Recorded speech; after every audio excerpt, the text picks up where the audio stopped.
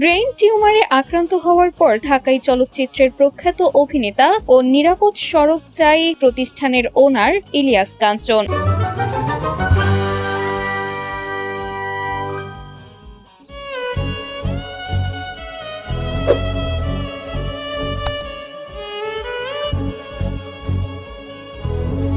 প্রায় 15 মাস ধরে উন্নত চিকিৎসার জন্য যুক্তরাষ্ট্রের লন্ডনে মেয়ের বাসায় অবস্থান করছেন ঢাকাই চলচ্চিত্রের প্রখ্যাত অভিনেতা ও নিরাপদ সড়কচায়ী প্রতিষ্ঠানের ওনার ইলিয়াস কাঞ্চন। হ্যাঁ ভিউয়ার্স, ব্রেইন টিউমারে আক্রান্ত হওয়ার পর চিকিৎসা নিতে গত 2025 সালে তিনি বাংলাদেশ ছেড়েছিলেন। তবে লন্ডনে নিয়মিত চিকিৎসা ও অস্ত্রোপচার নেওয়া হলেও তিনি এখনো পুরোপুরি সুস্থ হয়ে উঠতে পারেনি।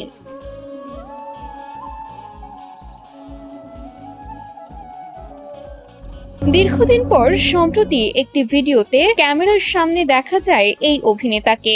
সামাজিক যোগাযোগ মাধ্যমে ছড়িয়ে পড়া ভিডিওতে তাকে বেশ ক্লান্ত ও মলিন দেখা যাচ্ছিল। তবে ভিডিওতে তার আশেপাশে থাকা স্বজনেরা কথাবার্তা বললেও ইলিয়াস কাঞ্চন কারোর সাথে কোনো কথা বলছিলেন না, একেবারে নীরব দর্শক হয়ে এক জায়গায় দাঁড়িয়েছিলেন। শুধু তাই নয়, ভিডিওতে তার মুখের একপাশ কিছুটা বাঁকাও দেখা গিয়েছে, বোঝাই যাচ্ছে খুব অসুস্থ অভিনেতা। তবে শুধুমাত্র ভিডিও দেখে তার বর্তমান শারীরিক অবস্থা নিশ্চিতভাবে বলা সম্ভব নয়। উল্লেখ্য, ইলিয়াস কাঞ্চন এমন একজন অভিনেতা যে শুধুমাত্র নিজের স্ত্রীর ভালোবাসার জন্য নিরাপদ সড়কচায়ী নামক একটি প্রতিষ্ঠান গড়ে তুলেছিলেন, কারণ তার স্ত্রী সড়ক দুর্ঘটনায় মারা গিয়েছিলেন। সেই শোক যেন সে আজও ভুলতে পারেনি। এমনকি কিছুদিন আগেও তার এত বছর বয়স হয়ে যাওয়ার পরেও একা একা সে সড়কে দাঁড়িয়ে আন্দোলন করেছে যাতে তার স্ত্রীর ন্যায় বিচারটা পায়, এই সড়ক দুর্ঘটনা যাতে সে কমাতে পারে। কিন্তু